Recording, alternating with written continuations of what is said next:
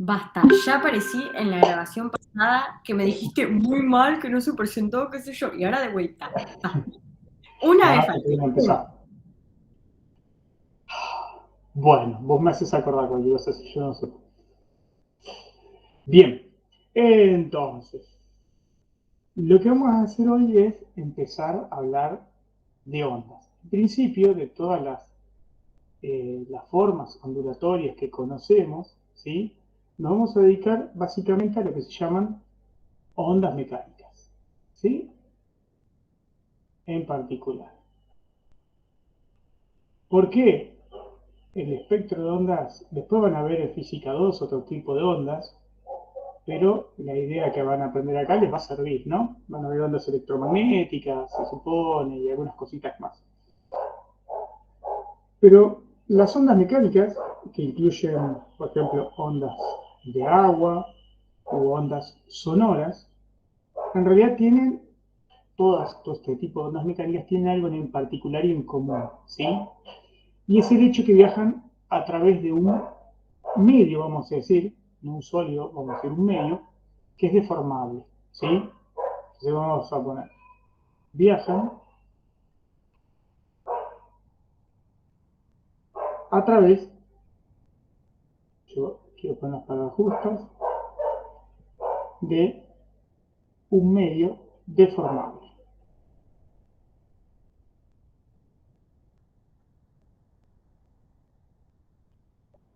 ¿sí? O a veces se dice o elástico, ¿sí? Cualquiera de las dos cosas. Lo que pasa es que la elasticidad nosotros la tenemos media abandonada porque no vimos nada de elasticidad, ¿sí? Es un problema. ¿Cuál es la particularidad? Es que esta onda, que viaja a través de un medio elástico deformable, no transporta materia. O sea, no hay movimiento de materia en una onda, ¿sí? En las ondas mecánicas. No transporta materia. Pero sí, y que es muy importante, ¿qué transporta una onda? Energía y cantidad de movimiento. Si hay algo importante de la física es la parte de todo lo que se ha vinculado a mecánica ondulatoria, ¿sí? Muchísimos de los procesos están vinculados con el transporte de energía se hace a través de ondas, ¿sí? ¿Está? Entonces, la particularidad de estas ondas, transportan energía y cantidad de movimiento, vamos a decirlo así.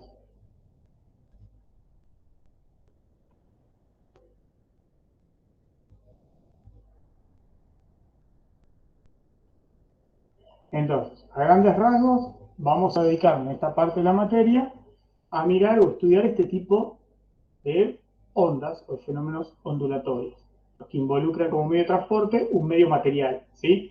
Que se puede formar o que tiene características elásticas y que esa onda, que es lo importante, transporta energía y cantidad de movimiento, ¿sí? Lo importante de una onda es siempre el tema vinculado a la energía. Y no hay casi nada de lo que vemos ahora que no esté muy relacionado con un fenómeno ondulatorio, ¿sí? Así que es difícil no vincularlo con ondas, casi cualquier fenómeno. Entonces, dentro de las ondas mecánicas, o más general también puede ser, no necesario que sean las ondas mecánicas, vamos a ver dos tipos de ondas. Vamos a empezar a tratar de hacer un árbol, ir abriendo y clasificando los tipos de ondas que tenemos. Lo que se llaman las ondas transversales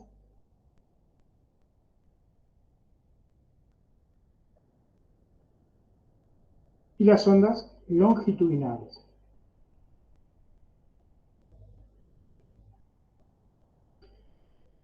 ¿Qué particularidad tiene? Igual les queda el video grabado y ponen el libro, es que las ondas transversales, el movimiento de las partículas, o sea, la clasificación se hace con respecto al movimiento de las partículas que transportan esta energía o esta cantidad de movimiento, y propagan ese fenómeno. ¿Sí? En una onda transversal, el movimiento de las partículas es en dirección perpendicular al movimiento de la onda. Mientras que en una onda longitudinal, el movimiento de las partículas es en la misma dirección de la propagación de la onda. Esa es la diferencia fundamental entre una y otra. Ejemplos, la onda transversal, el ejemplo clásico, recontra clásico con el que vamos a trabajar nosotros, es el movimiento de una onda en una cuerda, que es muy fácil de describir en el plano, entonces nos ayuda un montón. ¿Sí?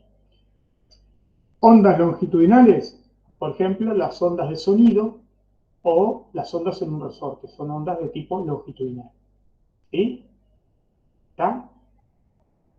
Bien, en realidad uno puede jugar un poquito y ampliar la clasificación, porque uno podría, después cuando empieza a ver ondas, dice, bueno, dentro de las ondas puede encontrar lo que llaman pulsaciones, tren de ondas, trenes de ondas armónicos, ¿sí? Se van al libro y se dice, bueno, una pulsación que es, meto, por ejemplo, vamos a pensar siempre en una cuerda, que es el elemento más fácil que tenemos. Meto una perturbación y esa perturbación se propaga en el tiempo.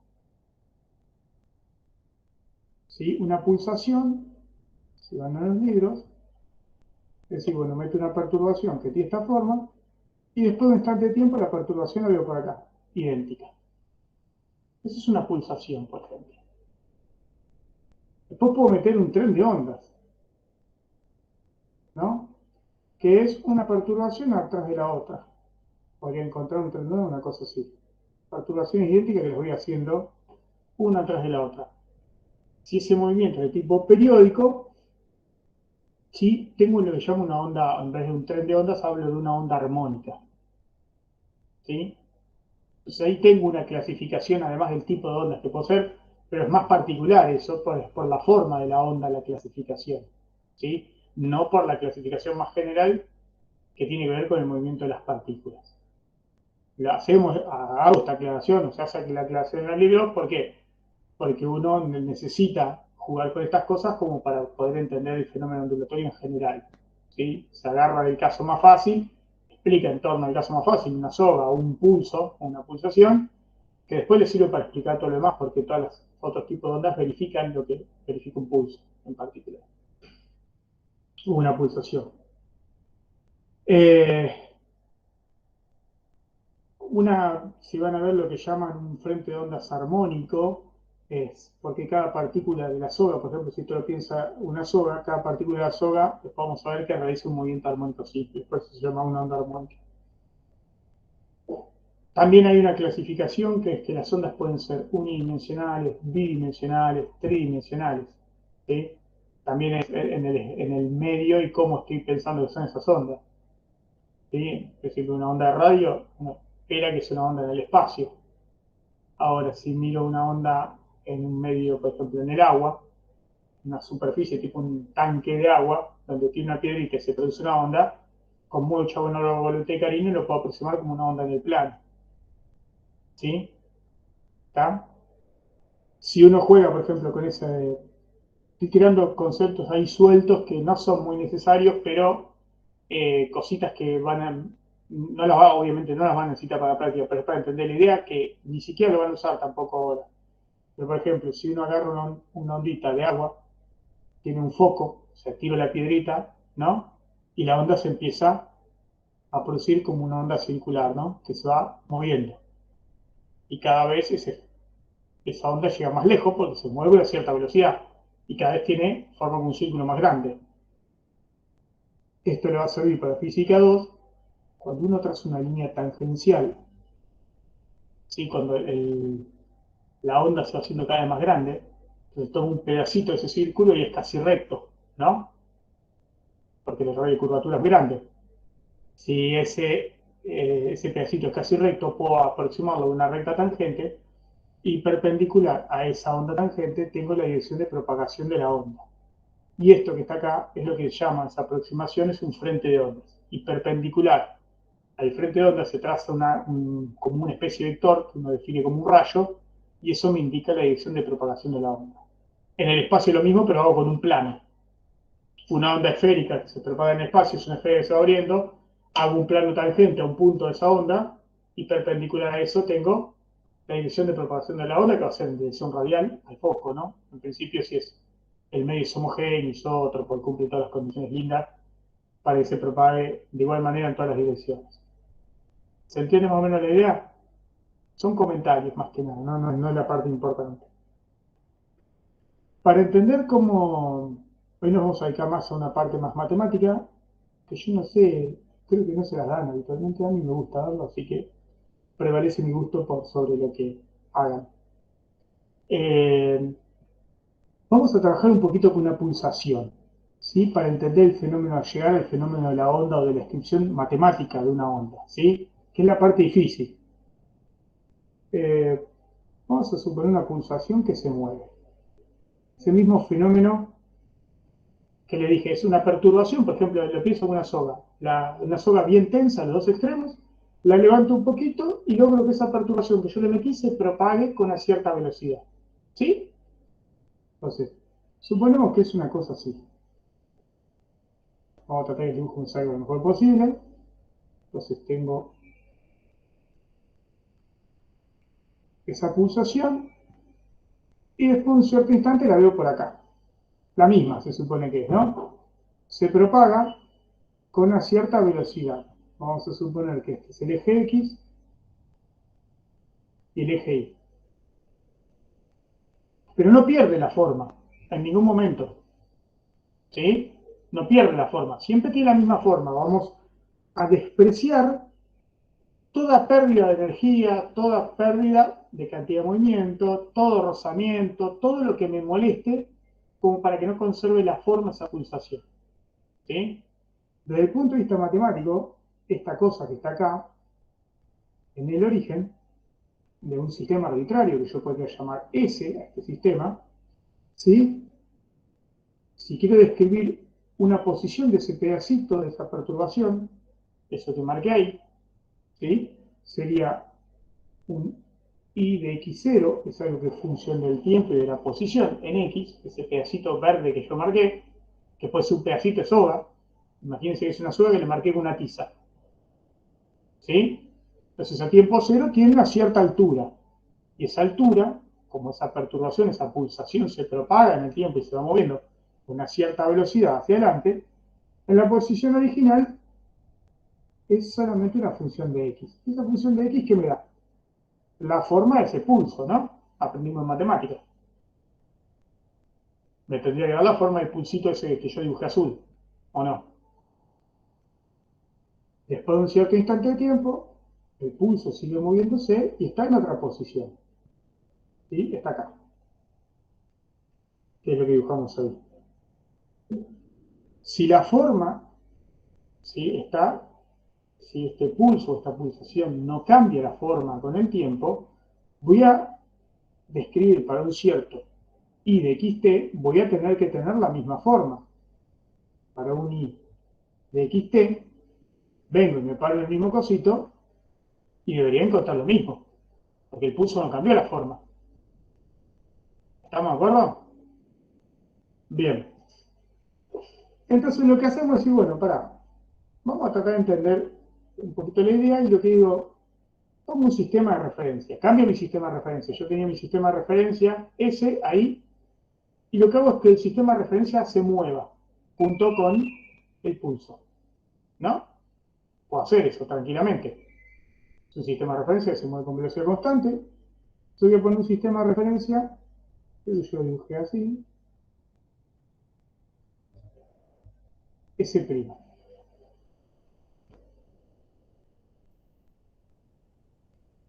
Si hago la descripción del sistema S', tendría que ver lo mismo que vía tiempo cero, ¿o no? ¿Qué les parece a ustedes? Si estoy describiendo situaciones idénticas. Pulso no cambió. O sea que lo que estoy diciendo, matemáticamente, es que la función que tenga en esta cosa, en mi sistema nuevo, por ejemplo acá X', tiene que ser lo mismo que yo veo como un I de XT, ¿no? X' es la posición de ese punto de la soga que yo marqué, porque estamos diciendo que es una soga, ¿sí? En el sistema nuevo lo quiero describir y esto va a tener una forma. En el sistema nuevo va a ser un f de X', el sistema primado. Pero tiene que ser lo mismo que lo que yo llamé I de XT, porque no cambió la forma. O sea, la descripción en un sistema y en otro tiene que ser estrictamente la misma. ¿Sí?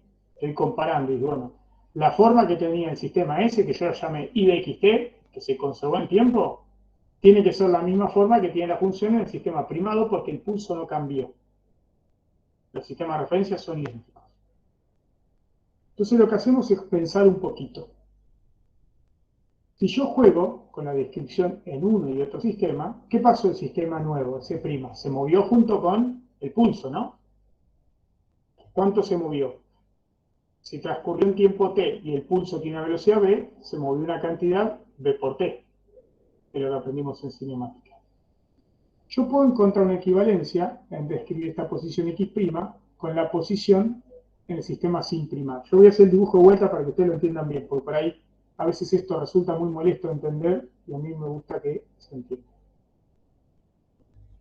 Hago así, hago así. Este es mi sistema S, este es mi sistema S', y yo donde tengo el pedacito sobre el que estoy evaluando es acá, que se llama x', ¿no? X' es la distancia desde el pedacito de soga al sistema primado. En el sistema de referencia original, esta distancia la llamo X, ¿o no? ¿Y cuánto se movió un sistema con respecto a otro? La distancia que recorrió S' con respecto a S es V por T. Entonces ahí encuentro una equivalencia en la descripción de un sistema y otro. ¿Por qué? Porque si hago estas cuentitas, yo me doy cuenta rápidamente que X' es igual a la coordenada del sistema sin primar menos V por T. Con este dibujito me doy cuenta fácil. Hay que prestar atención a esto porque después resulta muy engorroso entender, pero si uno lo entiende, es amigable. X', lo voy a marcar acá abajo para que no se olvide. Es la posición en el sistema S'. Y X, el sistema S. Entonces, fíjense lo que estoy diciendo yo. Con esta equivalencia de las coordenadas entre los dos sistemas de referencia, yo podría decir que I de XT, la forma que tiene el pulso, es una función de quién? De X', pero X' es menos SX menos B por T. Entonces, la particularidad que encuentro, que está este pulso que se propaga hacia la derecha y no cambia de forma, ¿sí? Ese pulso, que es una onda, tiene que cumplir esa condición. ¿Sí? Si se propaga hacia la derecha, y de XT tiene que ser algo de la forma de que tenga como argumento de la función que lo describe un X menos BT. Esto puede ser propagado hacia la derecha. Si la onda se propaga hacia la izquierda, este término, en vez de estar sumando, pasa restando el BT. ¿Sí? Esto es un pulso hacia la derecha. Pulso u onda.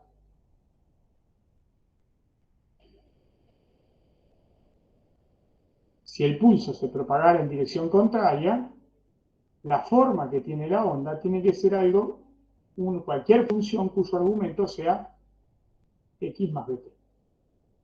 Esto porque encuentro la equivalencia entre los sistemas. No se compliquen la vida, pues si quieren medítenlo con paciencia.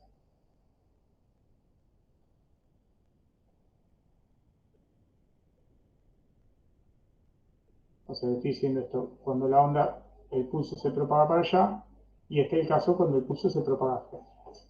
Entonces, yo ya encontré un requisito que tiene que cumplir. El pulso es el caso más fácil para estudiar una onda, porque después tengo una onda armónica, o un tren de ondas armónico, es una repetición de pulsos uno atrás del otro, ¿sí? Con cierta simetría. Si voy largando uno atrás del otro cada un cierto instante de tiempo. Entonces, si yo entiendo cómo se comporta uno, después una cuestión periódica no me va a cambiar la forma de la función. Entonces, toda onda, toda onda tiene que cumplir esta condición. La forma de la onda tiene que ser una función cuyo argumento sea la forma x menos bt o x más bt. Eso no cambia. Siempre lo pensamos como x menos bt, pero con más también funciona. Entonces, ya sabemos algo, que que las ondas que vamos a estudiar, desde el punto de vista matemático, son funciones que tienen esta forma. ¿Sí? ¿Estamos? Te describo la propagación, pero porque hice la imposición de que la onda no pierde energía y no pierde cantidad de movimiento, no tiene rozamiento, nada. Se propaga en forma perfecta. En este caso, pues estamos pensando en una sola porque es lo más fácil. ¿Estamos ahí o no? Bien.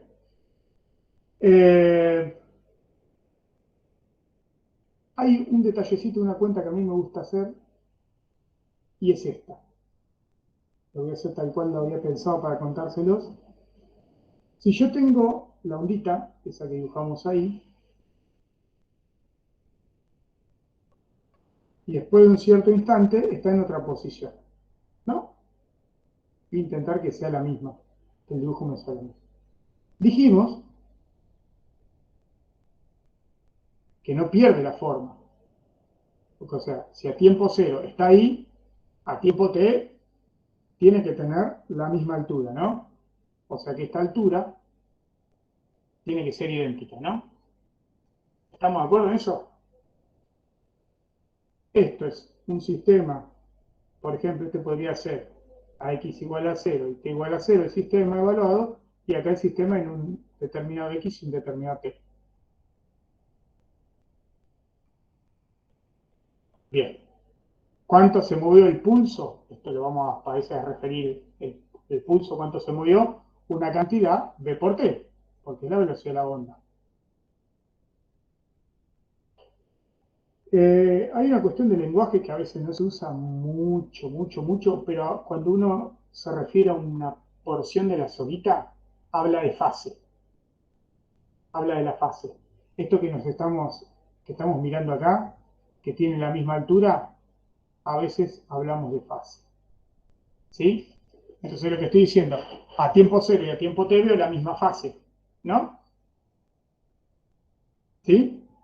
Entonces, la conclusión inmediata que para cualquier instante de tiempo, ¿sí? Para todo t, la fase debe ser la misma. La fase debe ser idéntica, ¿no? Entonces, la conclusión inmediata, que esto que yo llamé x menos bt, tiene que ser constante. Porque yo tengo una función la función que describe el pulso es una función de x menos bt, es el argumento de la función, lo que va dentro de la función.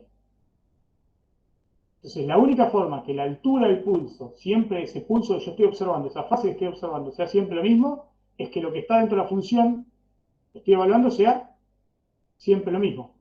El argumento de la función valga siempre lo mismo, que sea constante. Entonces, fíjense, esto me está demostrando que a medida que el tiempo transcurre, la onda avanza, entonces x tiene que aumentar, si la onda se propaga hacia la derecha. Para que eso, la diferencia entre los dos términos permanezca constante. Para que x menos bt sea siempre lo mismo. ¿Sí? Voy de vuelta por la cara que pusieron. Si yo pretendo que x menos bt sea constante, el tiempo aumenta. El tiempo aumenta. La velocidad es constante del pulso. Si pretendo que esto permanezca constante, esto tiene que aumentar, x tiene que aumentar, para que la diferencia siempre tenga el mismo valor. Entonces, si tengo una onda que se propaga hacia la derecha, a medida que el tiempo transcurre, x también transcurre. Eso me está diciendo que la onda avanza hacia la derecha. Me está mostrando eso. ¿Sí? Si yo veo esto, si esto es constante, uno podría jugar un poquito con las matemáticas. La derivada con respecto a t de x menos bt, como es constante, es la derivada con respecto a t de una constante. ¿No? ¿Qué conclusión sacan inmediata? Que b, ¿qué tiene que pasar? Acá, ¿qué tengo para hacer? Fíjense, si hago la cuentita, la derivada de x con respecto a t menos b me tiene que dar igual a 0.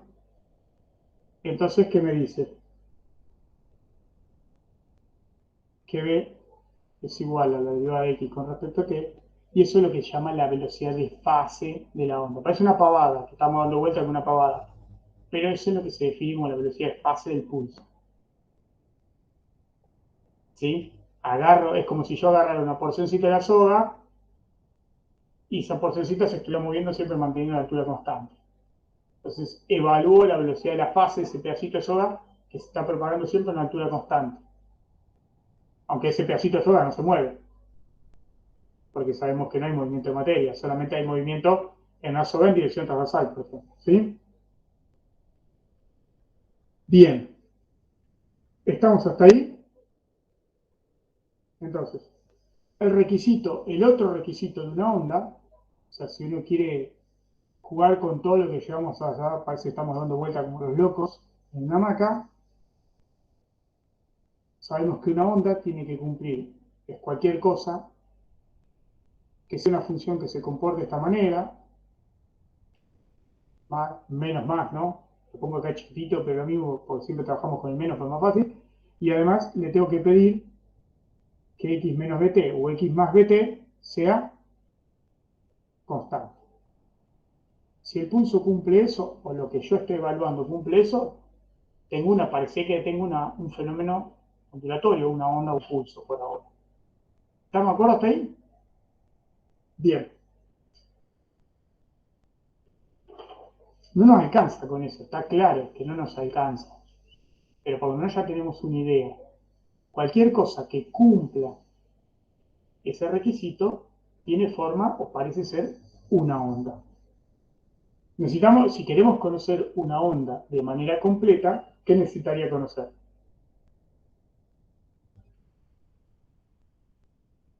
¿Qué les parece a ustedes viendo esto? Me plantea algo muy general, pero no me da específicamente la forma que tiene la función de x menos bt.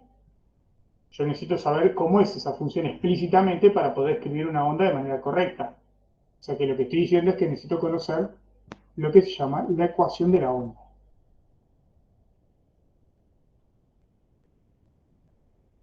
O lo que se llama ecuación de la onda. Acá viene otra parte peliaguda que a veces tiene sus cositas, pero vamos a avanzar sobre eso. ¿Entienden hasta ahí o no? O chino básico. ¿Sí? Recuerden esas condiciones que pusimos. Y toda onda tiene que cumplir o tener una función que sea de ese tipo. ¿Sí?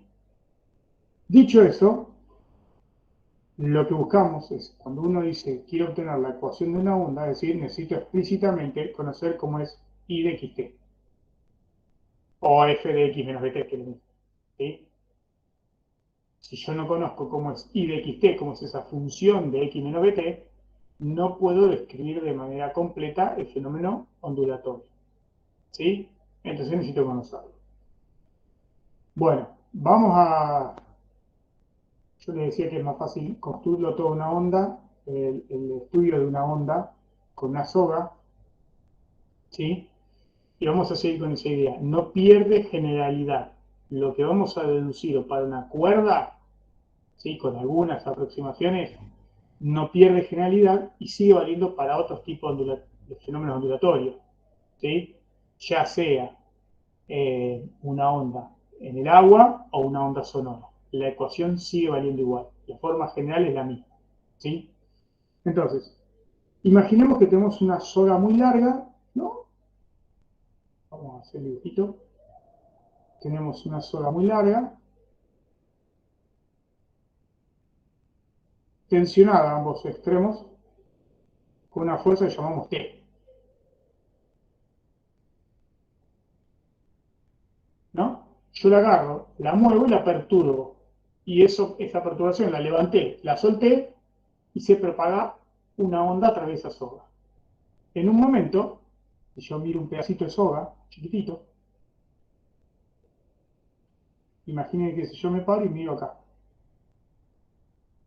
en que ahí está ahora, si yo miro un pedacito de soga, chiquitito, y analizo esto. Ese pedacito de soga vamos a suponer que tiene un largo delta X, que es como si fuese el término que usara en derivadas parciales, ¿no?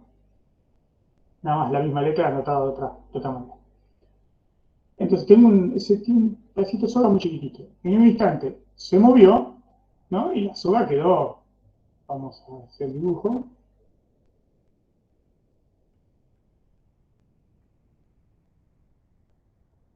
Una cosa así, vamos a hacer el dibujo más exagerado.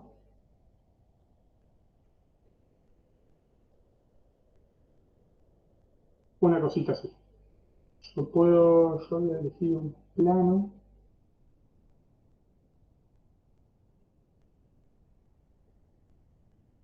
Ahí he puesto un par de ejes así para que me resulte cómoda la fusión. Entonces tengo el pedacito de soga que se me movió con la soga, tomé un pedacito chiquitito, lo veo como recto, ¿no? Aunque también es el dibujo medio feo. Entonces, si yo analizo este pedacito de soga, el resto de la soga está haciendo fuerza sobre ese pedazo. Tiene una tensión T que se transmite en toda la soga. O sea, acá tengo una tensión T y acá mi dibujito quedaba lindo, así también. Esto forma un ángulo, yo llamé θ 2 con respecto al eje X, θ 1 con respecto al eje X. Bien, los elementos de soga no se mueven en forma horizontal, ¿no?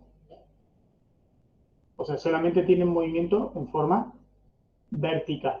O sea que la sumatoria de fuerzas en X da 0, pero la sumatoria de fuerzas en Y no da 0. Ese pedacito de soga está acelerado. ¿Sí? Ese pedacito de soga que estoy analizando está acelerado. Entonces yo podría escribir, para este caso, sumatoria de fuerzas en Y, ¿qué sería? En este caso, T seno de θ 2, ya hago escribo las componentes, menos T por el seno de θ 1, igual a ¿qué? A la masa, y en realidad es un diferencial de masa, que esto lo vamos a tocar, por la aceleración en el eje Y. ¿Sí? Puse diferencial de masa porque el diferencial de masa es muy chiquitito, poquito más. Si los desplazamientos son pequeños,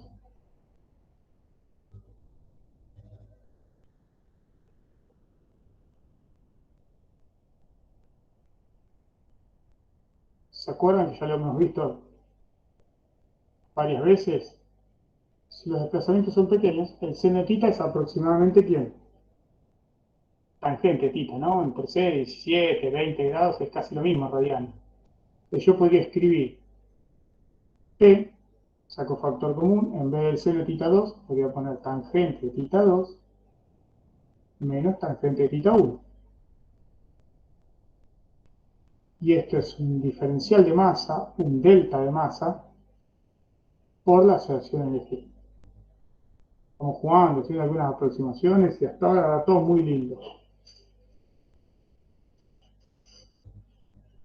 Si los desplazamientos son chiquititos, esto que tengo acá, tangente de θ 2 menos tangente de θ 1, yo podría decir, bueno, esto es un delta, pequeño delta de la tangente de θ. Una pequeña variación en la tangente de θ, porque me es muy cómodo escribirlo así. Y el diferencial de masa, este delta de masa, yo podría definir algo que se llama la densidad lineal, ¿no? La densidad lineal de una cuerda, yo no me acuerdo, hemos definido densidad, pero volumétrica, ¿sí? No recuerdo si hemos usado densidad lineal, pero yo puedo definir la masa, o la densidad, perdón, vamos a escribir bien, la densidad lineal,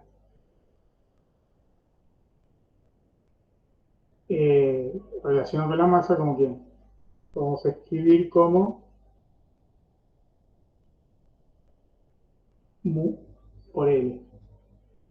¿Te acuerdas? Masa es la densidad por volumen. Bueno, como es una densidad lineal, acá es el valor, la densidad lineal por longitud. Esto es la densidad lineal. Obviamente, mu tiene unidades de qué? Lo que llamamos densidad lineal, tiene unidades de kilogramo por metro. O gramo por centímetro, depende en qué lo quieras medir. ¿Sí? Si yo lo pienso de esa manera, ¿por qué hago esto? porque en vez de tener diferencial de masa, si la soga es toda igual y no tiene nada raro, en vez de escribir el diferencial de masa, lo puedo escribir como la densidad lineal por un delta de X, que es el pedacito de la longitud del pedacito de soga que estoy tomando, por la aceleración en I. ¿Qué les parece hasta ahora? ¿Se va entendiendo todas las aproximaciones que estamos haciendo? Delta de tangente θ, que es muy pequeño, sobre un delta de X, que es muy pequeño, se parece mucho a... Yo usé esta letra porque son variaciones, pero en realidad yo podría escribir como que es el delta, la diferencial de tangente de θ con respecto a un X, ¿no? Son pequeñas, el cociente de pequeñas variaciones. Y esto lo puedo escribir como que la densidad lineal sobre la tensión en la soga por A sub I. ¿Estamos de acuerdo o no hasta ahí? Bien. Y acá vamos a hacer otra aproximación, pero no me quiero mover el dibujo. Lo voy a hacer acá al costadito, aunque quede medio mezcladito, pero lo quiero hacer acá para no... Si yo tengo esto así,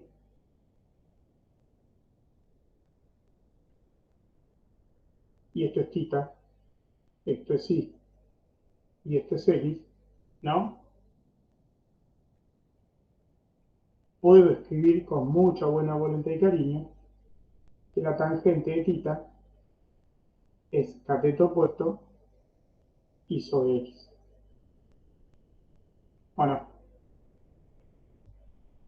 o si son muy chiquititos, el diferencial o esa variación de tangente θ lo puedo aproximar con mucha buena voluntad como un diferencial de Y o un diferencial de X. Tómenlo entre pinzas. Yo les estoy enseñando el análisis porque a mí no me gusta enseñarles nada que no sepan de dónde sale. ¿Sí? Hay algunos de ustedes que no están cursando análisis 2, entonces hay variables que no saben. Pero bueno, acá como es una sola dimensión, es la derivada de Y con respecto a X. No tiene mayor problema. ¿Sí? Entonces, si yo reemplazo la derivada, acá, la tangente o el diferencial de tangente θ, yo podría escribir esto, la derivada con respecto a X de la derivada de Y con respecto a X, que es el diferencial de θ, de tangente θ. Y del otro lado, ¿qué me queda? La densidad lineal sobre la tensión con que tiro la soga por la aceleración en I, el pedacito de soga. Que la aceleración en I no es ni más ni menos que la derivada segunda de I con respecto a quién? A T dos veces, ¿o no? De lo que aprendimos allá a lo lejos, cuando definimos aceleración. Como es la aceleración en forma vertical de la soga, es la derivada del pedacito de soga, cómo cambia la altura en I con respecto al tiempo dos veces. Miren qué nos quedó. La derivada segunda, aunque yo lo haga en notación parcial, ¿no? Derivadas parciales. La derivada segunda de I con respecto a X dos veces es igual a una cantidad constante, porque es la densidad lineal de la soga que es constante, sobre T que es constante, mu sobre T, la derivada segunda de I con respecto a T dos veces. Y esto es una constante. De hecho, uno podría jugar, voy a hacer algo que no había hecho antes, que es ver las unidades. Hay, a veces en física, uno cuando alguna no se acuerda de alguna cosa, se le llama un análisis dimensional. Es decir, mira las dimensiones de algunas cosas como para ver a qué puede parecerse. Si yo escribo mu sobre t, veamos las unidades de mu sobre t para jugar. Mu era la densidad lineal, ¿no? Que es kilogramo sobre metro. T es en Newton. Pero Newton, ¿qué es? Kilogramo, ya paso el metro para abajo. Newton es kilogramo, metro sobre segundo cuadrado. Segundo cuadrado pasa arriba.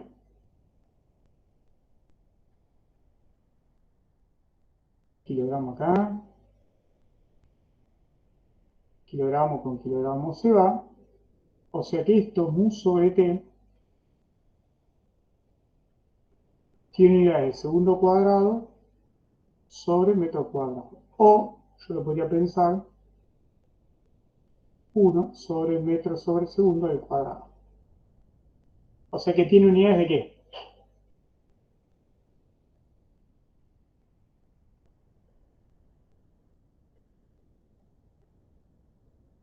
Ese cociente.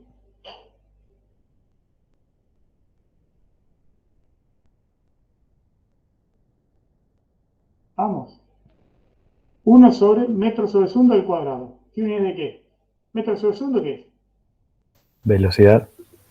Claro. O sea que ese mu sobre t parece tener unidades de algo que es una especie de velocidad. Es 1 sobre la velocidad al cuadrado. Entonces, esta ecuación que obtuvimos acá es la ecuación general de una onda para una soga, donde este término mu sobre t está relacionado, o parece estar relacionado por un análisis dimensional, ¿con qué? Con la velocidad con que se propaga la onda. O sea que la ecuación de una onda es una ecuación diferencial, lo que llamamos una ecuación diferencial de segundo orden.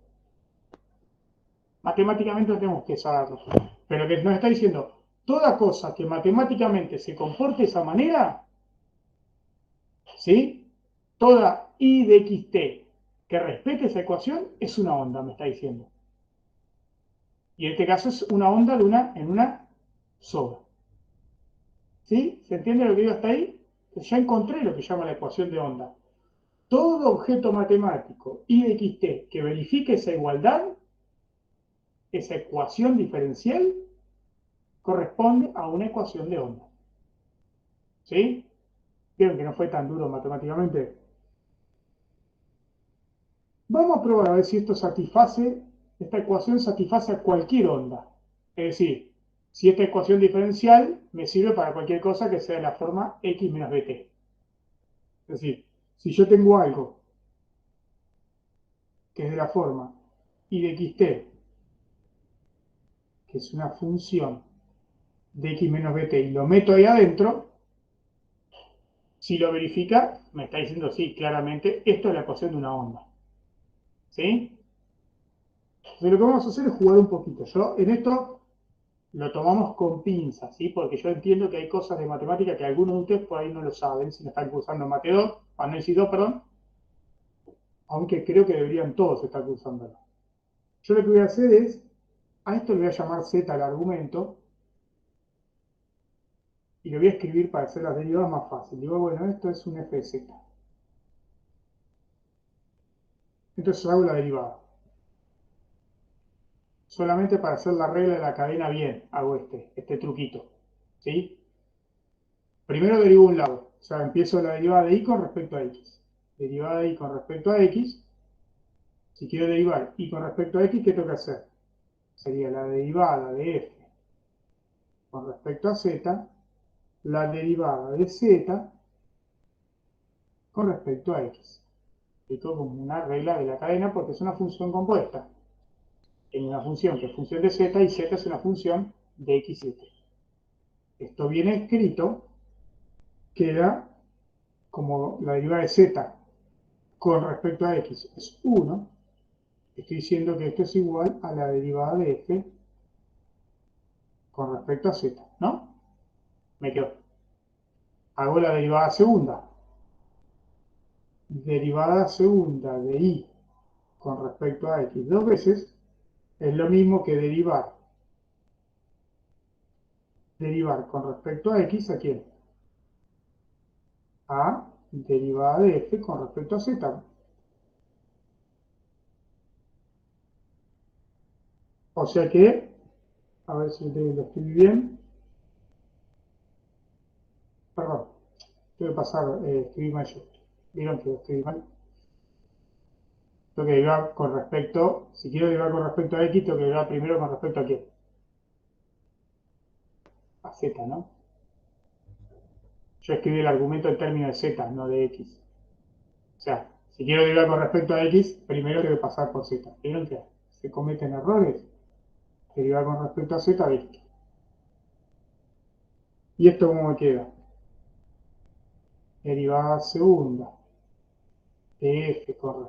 Ay, derivada total. Z dos veces por la derivada de z con respecto a x derivada dentro del argumento. Pero como esto sigue siendo 1, esto me queda la derivada segunda de f con respecto a z dos veces. Lo escribo así para que me queden, este truco es para que te queden las derivadas totales y no las derivadas parciales, que es más fácil de igualar después. Lo mismo hago para t. Lo tengo que hacer del otro lado, ¿se acuerdan de la ecuación diferencial? Del otro lado, era la derivada segunda de y con respecto a t. Derivada segunda, la derivada de y con respecto a t, ¿qué es? La derivada de f con respecto a z por la derivada de z con respecto a t. La derivada de z con respecto a t, ¿qué me da?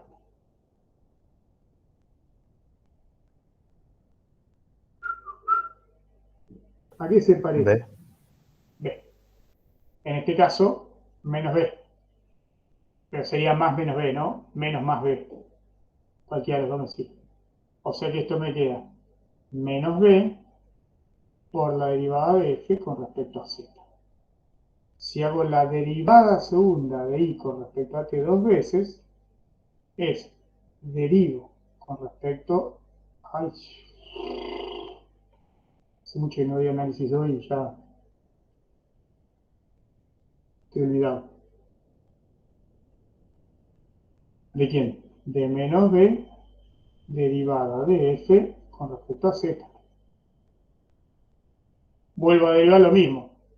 ¿Cómo me queda? Bien escrito o elegantemente escrito, me queda menos b por la derivada allí. Qué peleo con las matemáticas, ¿eh? Derivada segunda de f con respecto a z dos veces por la derivada de z con respecto a t. Entonces vuelvo a meter que menos b o más menos b me da lo mismo. O sea, acá esto que me da menos b de vuelta. O sea que acá me queda como b cuadrado, ¿sí? Derivada segunda de f con respecto a z dos veces. Comparo. Yo tenía para comparar, fíjense, escribo la ecuación que tenía para derivada segunda. Era derivada segunda de y con respecto, a ver, vamos a escribirla bien. Fíjense, de y con respecto a x dos veces, mu sobre t.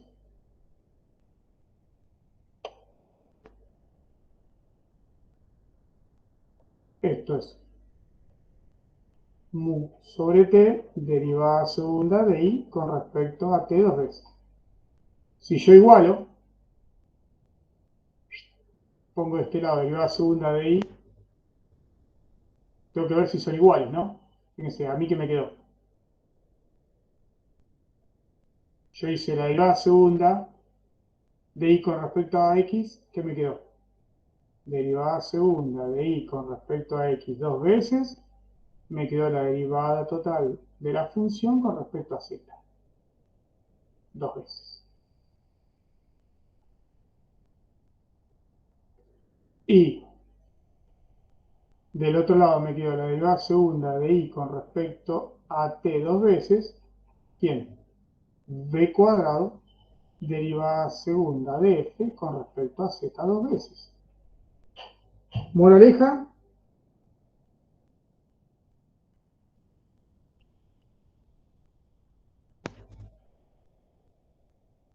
la única forma que esas dos ecuaciones, o que esta ecuación cumple la condición, es que si esto de acá es 1 sobre b cuadrado, las ecuaciones son idénticas. Porque te queda, si mu sobre t es 1 sobre b cuadrado, las ecuaciones son idénticas. Entonces, para cualquier cosa que sea de esa forma, ¿sí? Puedo, fíjense, encontré, hice el mismo análisis para la expresión general, para cualquier cosa que sea de la forma x menos bt y me queda esto. O sea que me está diciendo que la ecuación de ondas de forma general tiene esta forma. Para el caso particular, perdón, para el caso particular de una soga, es cuando mu sobre t es igual a 1 sobre b cuadrado. Entonces me está diciendo eso. Yo puedo encontrar la ecuación de una onda, o puedo comparando estas dos cositas, digo, la ecuación general de una onda es cualquier cosa que tenga esta forma. Digo, a segunda de i con respecto a x dos veces, 1 sobre b cuadrado, derivada segunda de i con respecto a t dos veces. Cualquier cosa que sea una función de x de t de esta forma, cuyo argumento tenga esta forma, y verifique esta ecuación, cualquier solución es la ecuación de una onda. No tenemos por qué saber la ecuación diferencial y cómo se resuelve, pero al menos sabemos cómo es la forma general de la ecuación de una onda. La ecuación de una onda es esta cosa. Y fíjense, llegamos que para una cuerda, lo bueno de esto, que con este análisis, para una cuerda, ¿qué pasó? 1 sobre b cuadrado, la velocidad de propagación de la onda depende de quién? De la densidad lineal y de la tensión en la soga.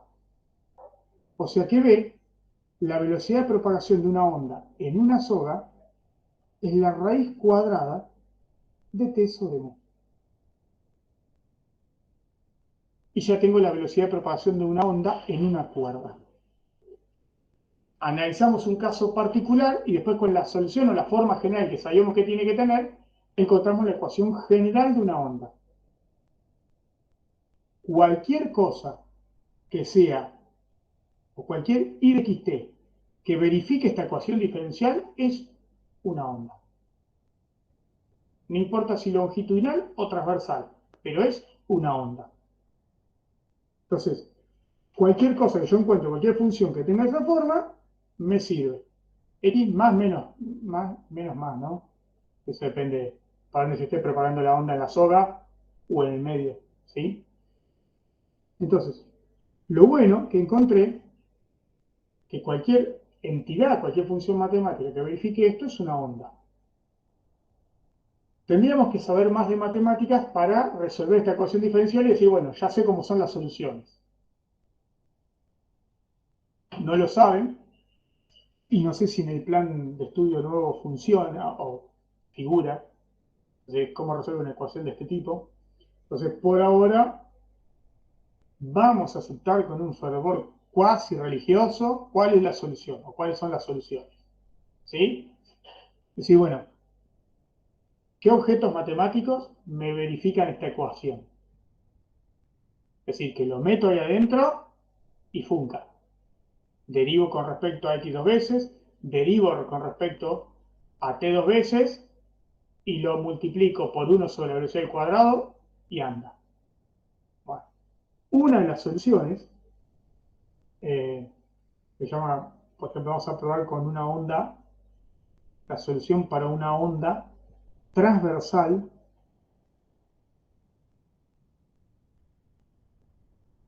sinusoidal, por ejemplo. Ay, qué frío, qué frío.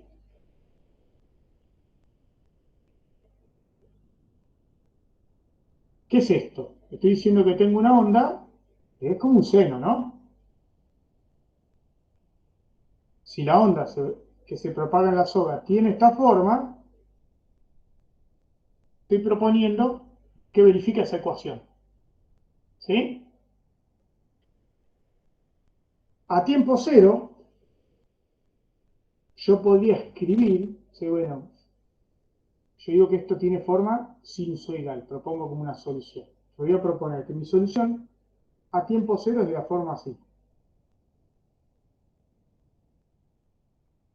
Una amplitud o una I máxima multiplicada por el seno de algo que es 2 pi lambda por x. Algo que tenga esta forma me cierra bien. O sea, me cierra bien, es decir, si lo meto en la ecuación diferencial y funciona bien. Lo que pasa es que ahí lo evalúa a tiempo cero. En realidad, a medida que la onda se mueve, propongo algo que dependa del tiempo también. Entonces amplío la solución que propongo. Es decir, más general posible, que I de x sea de la forma, o la solución de la onda, o la ecuación de onda, la solución de la ecuación de onda, voy a proponer que sea la forma, la I máxima por el seno de 2pi lambda. Esto porque yo podría haber puesto que este es un pulso y este x cambia con el tiempo, entonces después de un cierto instante tiene otra posición. En vez de tener x, voy a tener ¿quién? X menos bt. A posición 0, ese valor es 0. A una posición posterior, ¿cuánto vale? X menos bt. ¿Sí?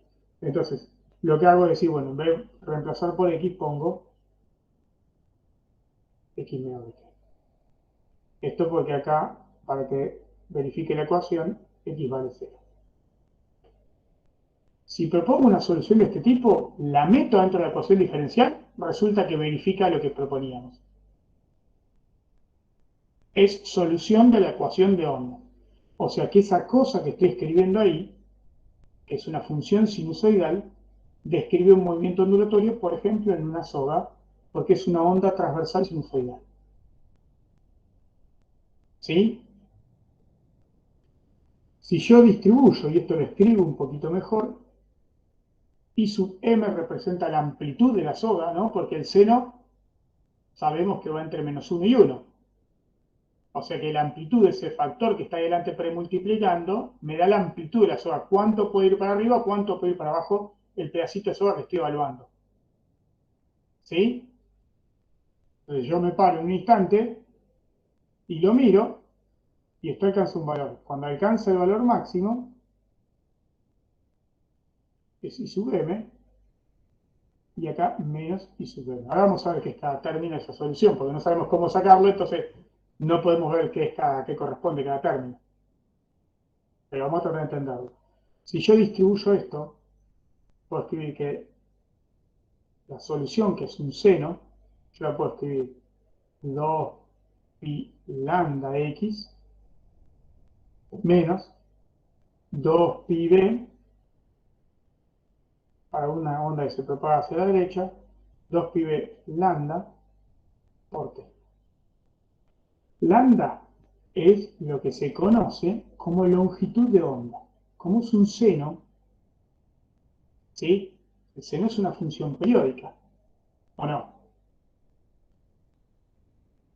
El seno, ahí tengo, después, en cierto instante, vuelvo a ver lo mismo, ¿no? Lo que se llama la longitud de la onda es cada cuánto veo lo mismo, es decir, la medida entre pico y pico. Eso es lo que mide la longitud de onda. En este caso, como la onda es un seno, ¿sí? Es cada cuánto se repite lo mismo. Es cuánto mide de largo esa perturbación que voy repitiendo en el tiempo. ¿Está?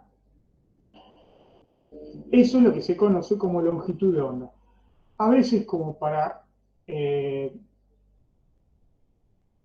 simplificar un poco, 2pi sobre lambda, por ahora para nosotros no tiene mucho sentido, se le pone otro nombre, K, que es lo que se llama número de onda, que si fuese en el espacio tiene sentido porque tendría que ser un vector, acá no es un vector para nosotros, pero si fuese una onda en el espacio, K te indica la dirección de propagación de la onda.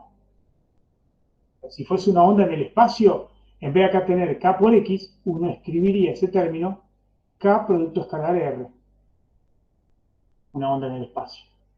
Entonces eso sería una cantidad vectorial. Esto que está acá, K, es el número de onda. Por ahora nos conformamos con definirlo de esa manera, el número de onda, que es 2pi sobre la longitud de onda, nada más que eso. ¿Sí? Obviamente tiene unidades, si la longitud de onda se mide en metros, K va a tener unidad de ¿qué? De 1 sobre metros, ¿no? ¿Sí? Y acá me queda 2pi b sobre lambda. ¿A qué les hace acordar eso?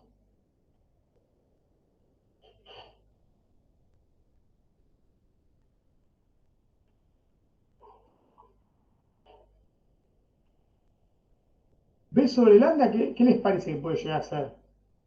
Algo así, bien, Guinea. Algo parecido. Cuando tengo este término, acá, B sobre lambda tiene unidades de qué. Miren las unidades, primero hagan un análisis dimensional, a ver si se acuerdan, que lo puedo relacionar. De 1/segundo. Bien, ¿y eso qué era? La frecuencia. La frecuencia. Entonces eso tiene unidades de frecuencia, y está bien, porque así lo habíamos definido la frecuencia nosotros, cuando venimos movimiento circular. Entonces, ¿esto qué es?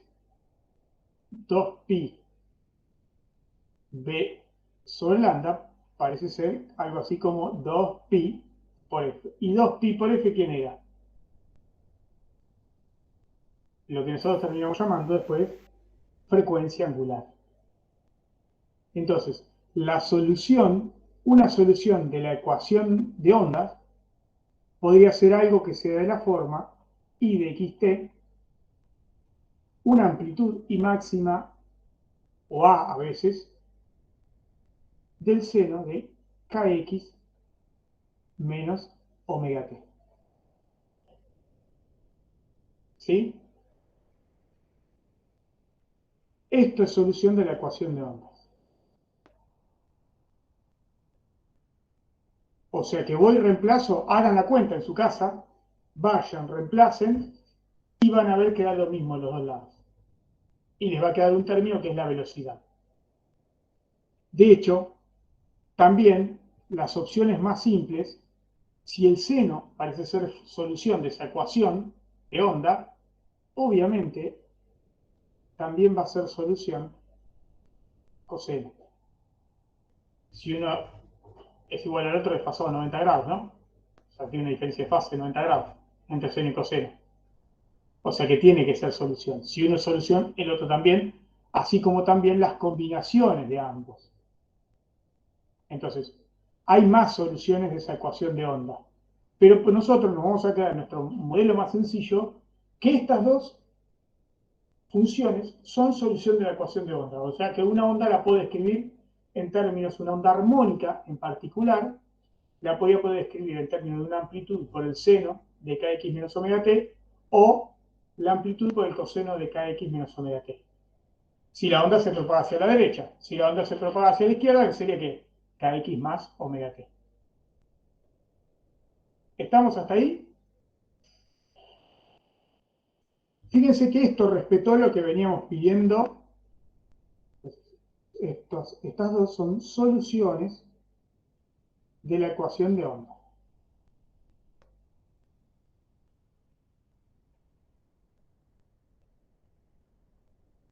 Cualquiera de estas dos me sirve. En realidad, ese gráfico estoy pensando que a tiempo cero, justo grafique un seno que está en cero, ¿no? Pero sabemos que eso puede no pasar. O sea, el seno puede estar o el coseno pueden estar corridos. Entonces, lo más general posible sería, en vez de poner esto, sería poner que la solución más general todavía que la que dimos, no me cambia en nada, sería la amplitud, que a partir de ahora voy a anotar con la letra A, que es exactamente lo mismo, esto y esto son la misma cosa, la amplitud de la onda por el seno de kx menos omega t más phi, que phi sería ¿quién? La fase inicial, a posición cero y a tiempo cero, ¿cuál es la posición del elemento de cuerda? Por ejemplo, si es una soga que estoy evaluando. Puede ser que no haya empezado en cero, puede ser que haya empezado más arriba el pedacito de soga. ¿Sí? Entonces tiene una fase inicial. Lo mismo para el coseno. La amplitud por el coseno de kx menos omega t más phi. ¿Se entiende hasta ahí? ¿Sí? Bien.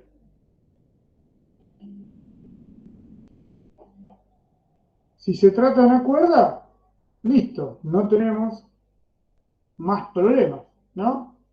Sabemos que esto es solución de una ecuación de ondas para una cuerda, sé cómo escribir la velocidad, de qué depende la velocidad de una cuerda, tengo todo casi. ¿Sí? O sea, conocer la solución o conocer la ecuación de una onda significa saber los valores numéricos, es decir, si yo quiero describir un movimiento, por ejemplo, ondulatorio en una cuerda, ¿qué necesito conocer? Necesito conocer el valor de A, el valor de K, el de omega y el de phi si fuese necesario. Si conozco todas esas constantes, tengo determinada de manera completa la función que me describe el movimiento de esa onda en particular. ¿Sí? Y que sé que es una ecuación de onda, y que sé que es solución de una ecuación de onda. Si es solución de la ecuación de onda, listo, sé que describe un movimiento ondulatorio. ¿Estamos o no? Hasta ahí. Entonces, el modelo más sencillo que tenemos de solución de la ecuación de una onda son senos o cosenos, o sumas de ambos. Seno más coseno lo cumple igual también. ¿Sí? Pero ya sabemos que en nuestro modelo más sencillo, cuando vamos a describir el movimiento ondulatorio, vamos a proponer como solución de una ecuación de ondas para ese movimiento que un seno, un coseno. Donde tengo que conocer para escribirlo de manera completa que amplitud, número de onda, frecuencia angular y en todo caso, si no empezó en fase, la fase inicial. ¿Está? Miren si yo me paro en esta solución, digo, bueno, a X fijo. Estoy mirando una cuerda que se está moviendo. Pero no quiero mirar toda la onda. Digo, bueno, no, quiero mirar este pedacito de cuerda, a ver qué hace. Y ese pedacito de cuerda está en X1, ¿no? Me paro y digo, bueno, voy a mirar, me quedo embobado mirando X, el pedacito de esa cuerda que marqué. A medida que la onda se va propagando, las ondas van pasando por la cuerda. Entonces esto sería ¿qué? Y de X1T sería A, ¿sí? Por el seno de K X1 menos omega T más phi. Pero K por X1 es constante, ¿no? Entonces yo podría reescribir esto y de xt como la amplitud de la onda por el seno de, lo voy a escribir todo sobre el signo menos, bueno, no importa. Voy a poner así, voy a hacer un pasito más, menos omega t más pi más k por x1. Todo esto lo voy a llamar, yo lo puse, a ver, yo le puse menos phi, así, menos phi prima, total es lo mismo, ¿sí? Es una constante, ¿no? Me da lo mismo. Como el seno es una función, el seno es una función impar, pues sacar el menos afuera, y fíjense que esto como me queda escrito.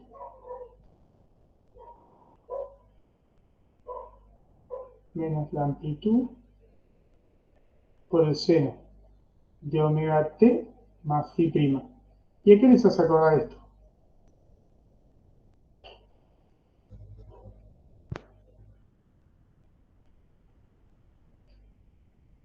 ¿Qué es esto?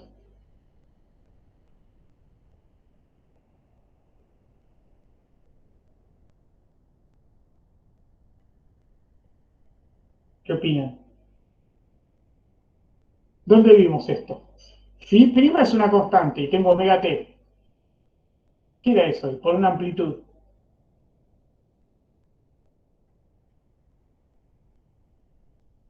Un movimiento armónico simple.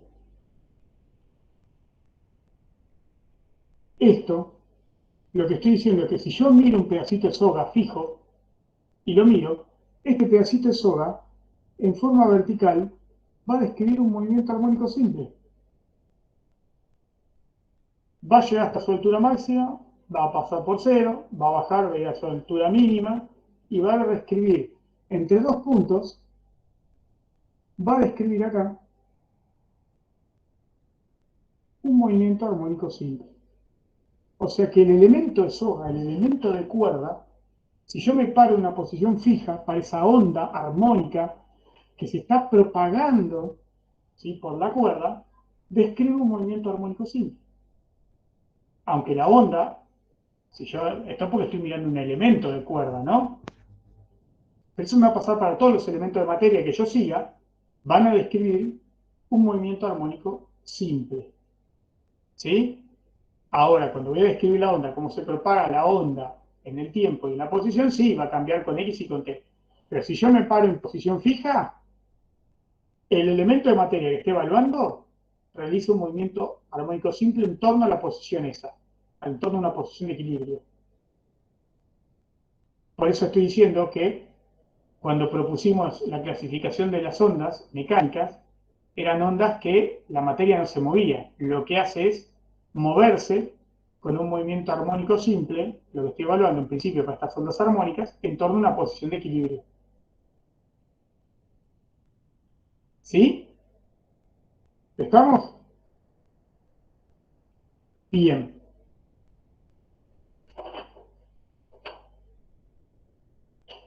¿Qué más podemos sacar? Bueno, ya tenemos una solución. Bárbaro, hermoso. Dijimos, bueno, si quiero describir un movimiento ondulatorio, le chanto que la solución de la ecuación de ondas tiene esta forma: amplitud por el seno de kx menos omega t más phi. En general, casi todos los problemas del phi lo hacemos cero, ¿sí? Si no nos dice nada del problema, suponemos que parte en fase la onda y chau, phi es cero. Bárbaro. Ya tenemos cómo describir la posición de un elemento de soga, un elemento de onda, un elemento de agua, lo que sea, una onda en un gas, ¿está? ¿Sí? Una onda mecánica en cualquier medio.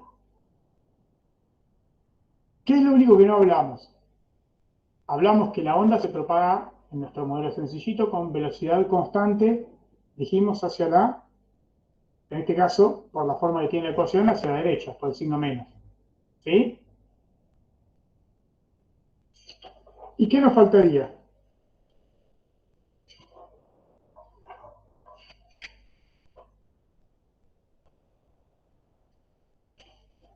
¿Qué creen ustedes? Si yo tomo ese elemento cuerda, nosotros dijimos que ese elemento cuerda está realizando un movimiento armónico simple, ¿no? O sea que la soga solamente tiene velocidad en la dirección de propagación, tiene una velocidad de propagación de la onda, o puedo definir otro elemento así de velocidad. La aceleración. Si tiene aceleración en forma vertical es porque tiene una velocidad en forma vertical que cambia con el tiempo. Entonces yo puedo definir la velocidad de un elemento. Yo siempre hablo de cuerdas, pero para cualquier onda, no importa, el elemento de materia que yo esté evaluando. Si hago la derivada, esto es la velocidad, se llama la velocidad de fase porque es el elemento que estoy evaluando, ¿sí? La velocidad de fase, puedo definirla como la derivada de i con respecto a t, de i de xt. Tengo lo que llamo una velocidad de fase y una aceleración de fase, ¿sí? Entonces yo puedo escribir esto como que, si hago la derivada, me queda a, como es la derivada con respecto a t, menos a por omega, por el coseno de kx menos omega t más phi. Y encontré lo que llamamos la velocidad de fase. Entonces esto es, fíjense, una cosa es la velocidad de propagación de la onda, es constante y es en la dirección de propagación de la onda, pero tengo una velocidad transversal de los elementos de materia que estoy evaluando, que es lo que llamamos velocidad de fase. ¿Sí? Y si define una velocidad, también tenemos algo que no sabíamos de antes, que habíamos propuesto, pero nunca lo explicitamos, porque depende de cada solución, que es la aceleración en forma vertical, o la aceleración de la fase. ¿Y qué es? la derivada segunda de I con respecto a t dos veces, que I es una función de x y t, o sea que es derivar lo que teníamos arriba, que es menos, ¿sí? Si no me equivoqué en las derivadas, aquí es igual. Omega cuadrado por A, seno de kx menos omega t más phi. ¿Sí o no? Bien. Déjenme ver un cachito, a ver si seguimos un poquito más o no. Si vale la pena. Lo que pasa es que el próximo les tengo que dar un montón, si no. Que es hablar de potencia e intensidad, no. Lo fraccioné en dos clases no tan intensas, no tan pesadas, así lo terminamos el martes y no sea tan tedioso. ¿Sí? Entonces, con esto tienen para hacer, creo que casi toda la guía, ya, si no toda. Les falta